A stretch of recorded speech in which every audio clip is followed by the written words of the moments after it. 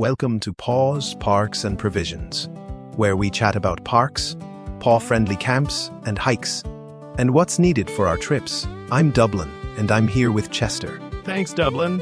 Let's get the show started. Emergency update! The RP is moving, the trees are fleeing, and a squirrel has entered our jurisdiction. I have begun a perimeter sweep between the sofa and the snack cabinet. And that is why a calm driving day is created before the wheels turn.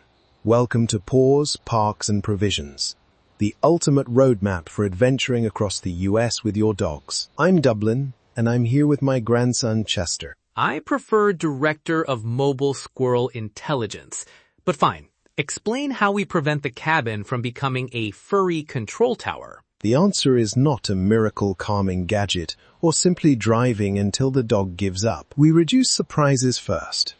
Food timing, a practice travel zone, secure equipment, and real breaks before anyone unravels. So the snack department is not the entire strategy? It is a department, not the government.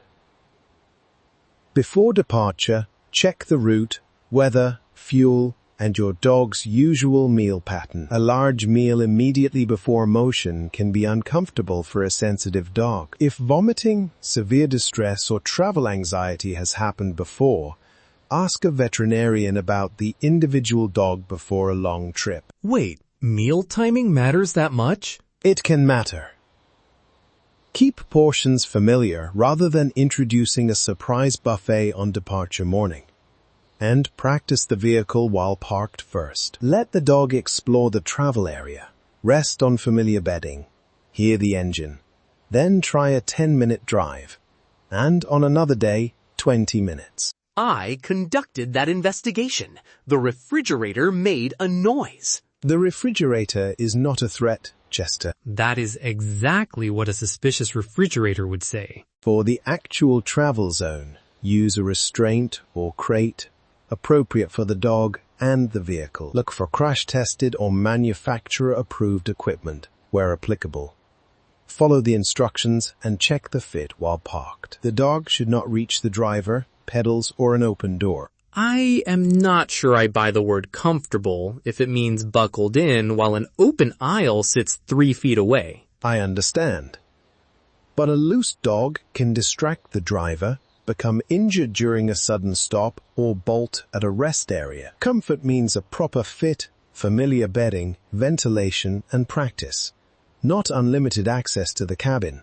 Secure the dog, then improve the space.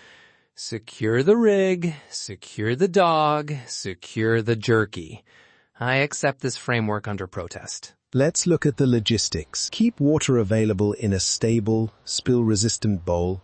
Keep the travel area cool and ventilated, and place anything loose where it cannot reach the controls. Gear should earn its place by staying put, cleaning easily and storing without a wrestling match. That brings us to an editorial gear break, not a miracle product parade.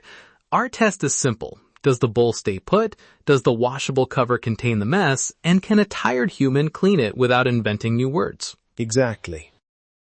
A travel bowl, washable mat, or seat cover can reduce cleanup, but compare secure fit, durability, storage, and compatibility with your layout. No accessory treats anxiety, replaces supervision, or makes an unsafe travel zone safe. Finally, a review that admits physics is still undefeated. Now watch the dog, not just the clock.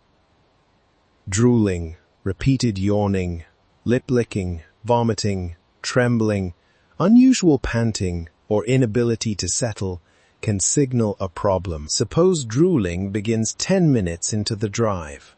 Pull over at the next safe legal location, observe breathing and responsiveness, provide appropriate cooling and water, and contact a veterinarian if symptoms are persistent, severe, or concerning. We cannot identify the cause from the dashboard. Right. There is stretch my legs pacing, I heard a bag pacing, and I cannot settle pacing. Those are not automatically the same problem. For a long day, I would rather schedule a real stop every 2 to 3 hours than wait for a dog to unravel. Adjust that example for the individual dog, weather, and route. At a legal, Secure stop. Leash on before the door opens, then water. About 10 minutes to sniff and move, and a few quiet minutes before loading back in. About 10 minutes. I need 3 minutes for one blade of grass, 2 minutes to reconsider it, and another minute for my report. Then build a realistic schedule. Never use an unsafe shoulder as an exercise area, and never open the door before leashes and the surroundings are ready. A decompression stop should lower the temperature of the whole cabin, not create a new emergency. Curious. What goes in the rolling day kit besides mission-critical jerky treats? Familiar bedding, measured food, fresh water, a leash and backup leash, waste bags, towels, cleanup supplies, identification, and medications only, as directed by your veterinarian. Add a safe, familiar, low-mess chew or food toy, but remove it if it rolls, distracts the driver, or creates a choking risk. So the driver gets the road, the dog gets a secure zone, and I get enrichment that cannot invade the pedals. Dublin, we need a pivot. The pivot is practice.